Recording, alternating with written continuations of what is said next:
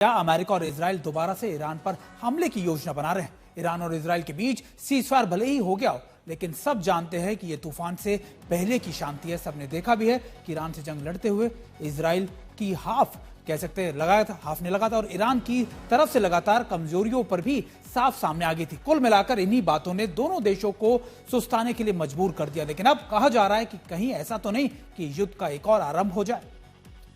Donald Trump को इसमें श्रेय लेने का मौका दिखा और उन्होंने सीज फायर करवाकर वाही वाही लूटने की कोशिश भी की और वाही वाही की भूख मिटा भी ली। लेकिन जिस तरह से ईरान ने अचानक अपना एयर स्पेस एक बार फिर बंद कर दिया है, जिस तरह से ईरान के विदेश मंत्री और ईरान की सेना के कमांडरों ने दुश्मन को धमकाना शुरू कर दिया है, तो अब प्रश्न यह उठता है कि क्या ईरान पर एक बार फिर हमला हो सकता है।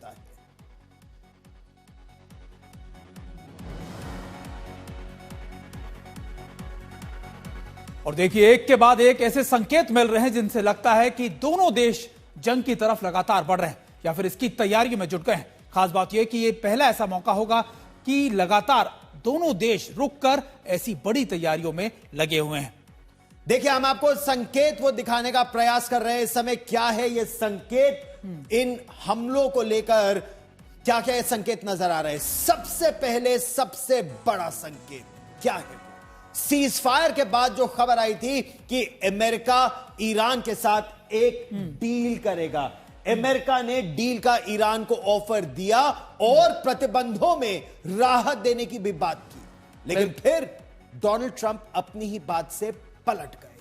बिल्कुल गौरव, और देखिए दूसरा संकेत भी हम अपने दर्शकों को दिखा देते हैं कि आखिरकार दूसरा सबसे बड़ा संकेत क्या है। फिर ट्रंप ने कहा है कि ईरान में कोई नुकसान नहीं हुआ। देखिए, हम आपको बता रहे हैं कि ईरान समर्थित हूती विद्रोहियों ने लगातार मिसाइलें दागनी शुरू कर दी हैं। जिस तरीके से हूती लगातार इजराइल पर मिसाइलें दाग रहा है, उससे लग रहा है कि शायद अभी सीज फायर हुआ नहीं है और लगातार ईरान ने अपने प्रॉक्सीज को दोबारा से एक्टिवेट कर दिया है और इजराइल पर बड़े अटैक्स की कोशिश भी की जा रही है।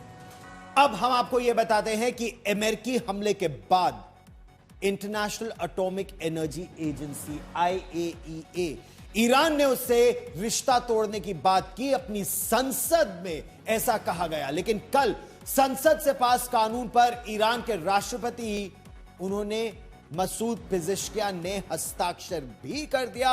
IAEA के साथ सहयोग न करने पर उन्होंने मुहर लगा दी। इसके बाद अब दुनिया के लिए यह जानना लगभग नामुमकिन हो जाएगा कि ईरान अपने परमाणु ठिकानों में आगे क्या कर रहा है, क्या वो न्यूक्लियर वेपनाइजेशन की ओर तेजी से आगे बढ़ रहा है।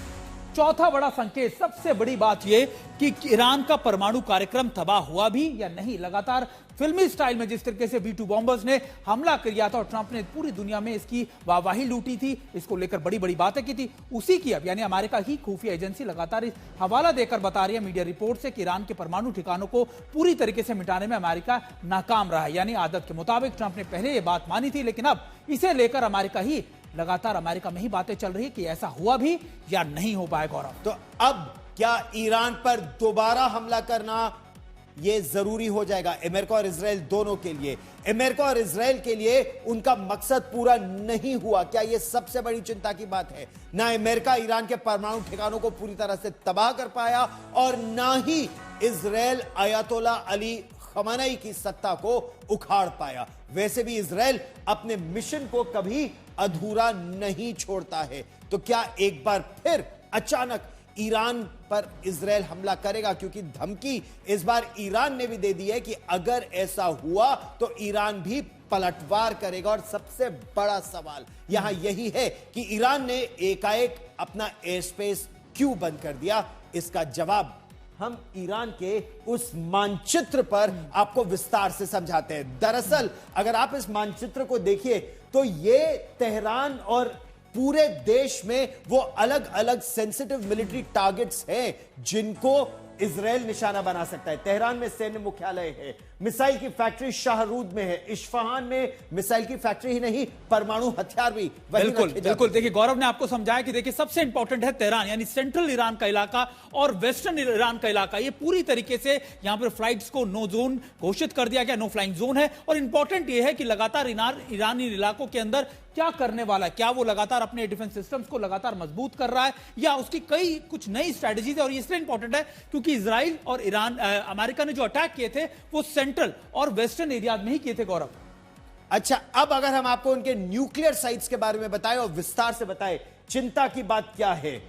गचाई में, सरगंज में यूरेनियम की खदान है, अर्दखान में यूरेनियम का गोदाम है, नतांज की हम लगातार बात करते रहे हैं, फोर्दो की बात कर रहे हैं जहां पर यूरेनियम का संवर्धन होता है, यानी खतरा लगातार बढ़ता जा रहा है ईरान की दृष्टि से कि इन सभी ठिकानों पर हमला हो भी सकता है। बिल्कुल, और यही बात है कि लगातार देखिए ईरान की स्ट्रैटेजी क्या है, ईरान ऐसा क्यों कर रहा है, ये जानना और समझना बेहद जरूरी है। 2 दिन के लिए ये एयर स्पेस पूरी तरीके से बंद कर दिए गए हैं, 3 तारीख तक ये स्पेस बंद है और ये तब हो रहा है जब लगातार ईरान अपने एयर डिफेंस सिस्टम्स को मजबूत करने में लगा हुआ है। अब ईरान के डर की वजह क्या यही है कि इजराइल को अमेरिकी हथियारों की नई खेप अब मिलने वाली है। जी हां, अमेरिका नए हथियार, एक नई खेप, चाहे उसमें एयर डिफेंस सिस्टम हो, ऑफेंसिव वेपन्स हो, वो अभी भिजवा रहा है।